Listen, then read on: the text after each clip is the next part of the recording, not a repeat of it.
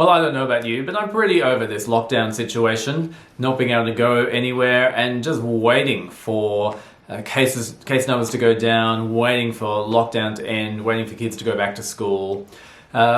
We just feel like we're stuck. But we know that one day we will have an end to lockdown and things will return to somewhat normal. But in the Christian life, there is waiting to be had too. But we're waiting for something even greater than the end of lockdown. We're waiting for the return of Jesus. And our parable today looks at how we are to wait as we wait for Jesus to come back. We're heading back to Luke's Gospel and to Luke chapter 12, and I'm going to start from verse 35. Be dressed and ready for service, and keep your lamps burning, like servants waiting for their master to return from a wedding banquet, so that when he comes and knocks, they can immediately open the door for him. It will be good for those servants whose master finds them watching when he comes. Truly I tell you, he will dress himself to serve, will have them recline at the table, and will come and wait on them. It will be good for those servants whose master finds them ready, even if he comes in the middle of the night or towards daybreak. But understand this, if the owner of the house had known what hour the thief was coming, he would not have let his house be broken into. You must also be ready, because the Son of Man will come at an hour when you do not expect him. My father is Filipino, and growing up every second Christmas we'd go over to the Philippines and stay there for a month or two. And the household we stayed in over there had a servant who lived with the household and did all the cooking and the cleaning and everything like that. And one memory I have is when we go out and go to a restaurant or someone's house, when we come back home, my dad would toot the car horn and the servant would come running out, open up the gates so we could drive into the garage. That's just what servants were to do. That's how things are over there. And a similar thing happens in the ancient Near East, where Jesus is telling this parable, where society ran with masters and servants and plenty of people in between. And the faithful servants were the ones who were ready to serve the master. Here in this case, the servants had to be dressed ready, so their long garment was to be tied up with a belt so they could run or do manual labor or do whatever was needed by the master.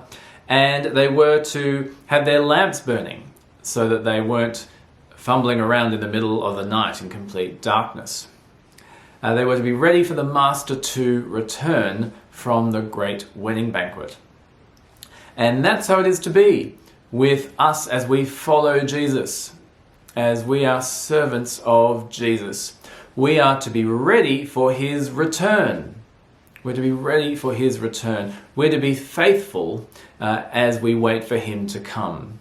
It might seem a long time waiting, but again, for these servants, the master might have come in the middle of the night or towards daybreak, so a long period of waiting through the night. We might be in for the long haul until Jesus returns. And so as we wait, we need to be faithful and ready for the master.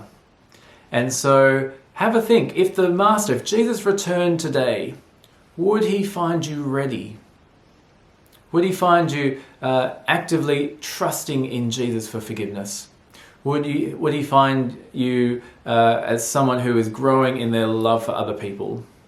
Would he find you acting purely with your sexuality or with your speech, with your money? Are you ready for the return of Jesus, faithfully serving him as you wait? But there's an amazing twist in this parable, which I reckon no one back in that culture would have expected. Let me read to you from verse 37. It will be good for those servants whose master finds them watching when he comes.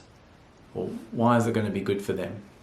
Truly I tell you, he, that's the master, he will dress himself to serve. Will have the servants, recline at the table so that they're ready to eat, and will come and wait on them. See what's going to happen? The master when he returns, is going to come and serve the servants. That just wouldn't happen in a million years in a regular household.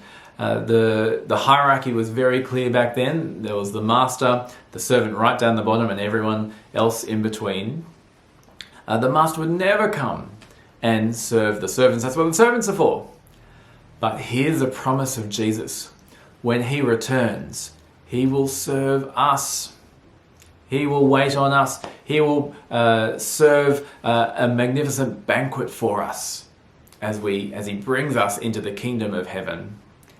And of course, we shouldn't be surprised by this, given Jesus' track record, because Jesus has already come to earth as a human. He came not to be served, but to serve, and to give his life as a ransom for many.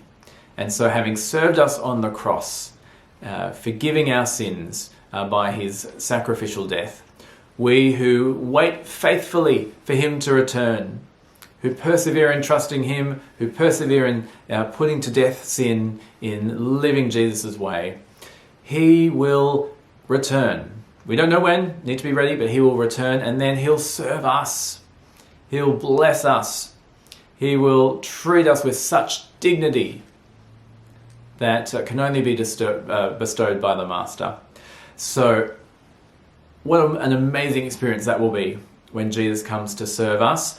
Why don't you reflect on that? Read over the passage again. Let that twist surprise you one more time. And give praise to God for Jesus who comes to serve us. And reflect on, okay, how might you wait faithfully for Jesus today?